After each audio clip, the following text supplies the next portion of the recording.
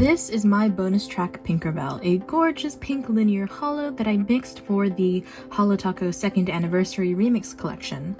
And I have a confession to make. I've been lying to you guys. I'm so sorry to say, but this is not a real Holo Taco bottle. I'm so sorry.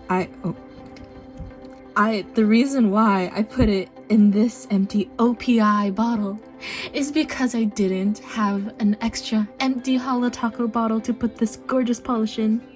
But I'm here to make amends.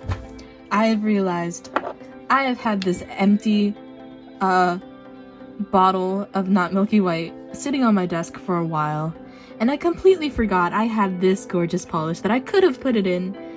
So that's what I'm gonna do today. Things are very dusty. Anyway, but I guess I can't really put it in when it's like this, so I have to clean it. So I guess this is a very impromptu episode of Welcome to Crappy's Tips and Tricks. Today I'm gonna show you guys how I clean an empty bottle of nail polish. And what I usually use is this big old stack of cotton balls, some Q-tips.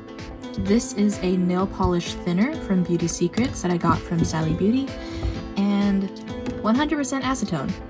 Now, I use this thinner because I don't want to waste a ton of acetone. Hold on. We're doing multiple hacks today. If you have an old bottle of nail polish that you can't open because it's crusty, there are two things you can use. I use this double-sided duct tape, but you can use like a rubber band, a kitchen glove, something that is preferably rubber or sticky, but essentially what you want is something that has a lot of grip. Don't mind me, just using tweezers to get this off. Oh, I'm wearing Need I Say Mocha. Very pretty. Okay, then you take this and there we go. Easy, oh my god, easy! Look at that, and then you can just take this off. This is an acetone dispenser that I got from a Fun Lacquer giveaway. Thank you, Fun Lacquer. I use this every single day. I am not kidding. First off, I'm just gonna take some acetone on this cotton pad and clean the top of this bottle because it is a disaster. Make sure to get the polish in the twisty bit of the cap as well. I just use my fingernail and rotate the bottle just so I can make sure I get everything. Oh, the mixing bowl came out. So the neck of the bottle is all clean, just to get some of the polish out.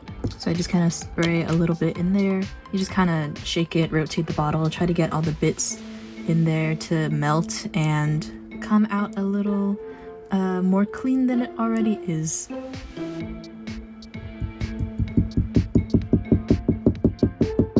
This is why I have my nail art mat out. It's a very messy process. You might have to do this a few times. I like to do this 2 or 3 times just to make sure I get most of the polish out, and it's easier to clean afterward. Once most of the polish is out, take some acetone, put it in there, and shake it up again. I've seen a couple people say that they got acetone on this Holo Taco cap and it made the black mat like bubble up. So don't do that. I literally just said not to do this. Don't do this. And if you do, try to reduce contact as much as you can. And now we can take the bottle and the brush and clean these separately. For the brush, it's pretty simple. For the actual brush part, I take the acetone bottle cap, put a little bit in there, take a cotton pad, and just kind of swirl it around until all the polish is off of the brush. Okay, pretty clean. Now for the inside of the brush cap, I take a Q-tip, dip it in the acetone, and I just clean like that until all of the polish is gone. It's easier for this one because it's white polish. If it was black, I would have a much harder time.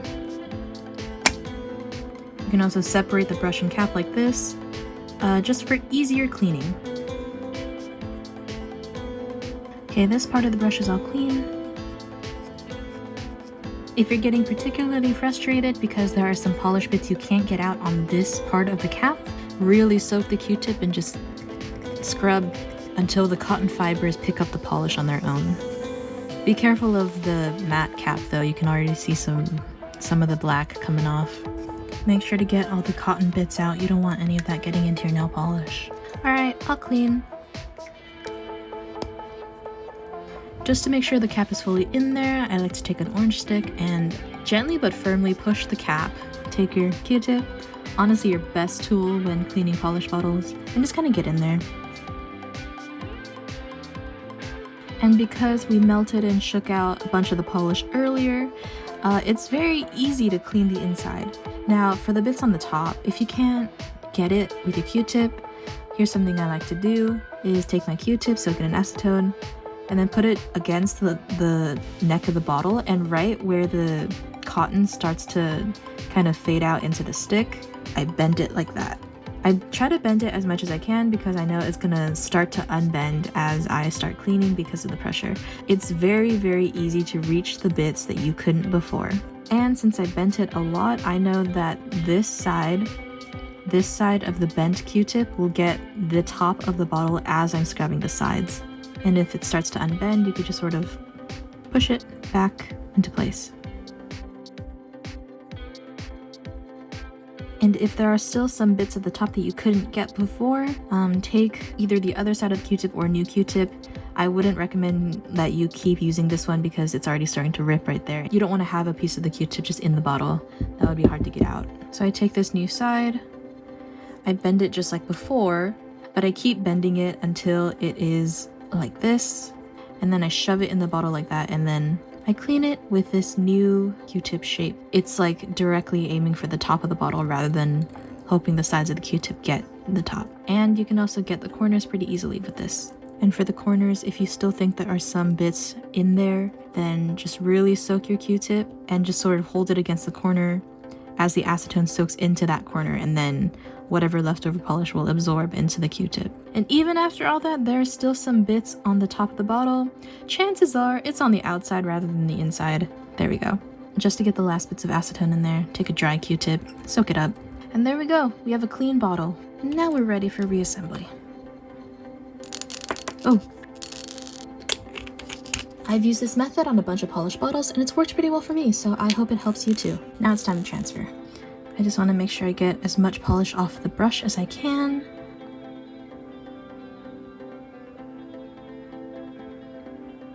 When I'm transferring a polish to a new bottle, and I've poured as much as I could out, but I think there's still some left, I just like to put in a few drops of thinner and just kind of shake it up a bit, and then pour the rest into the new bottle.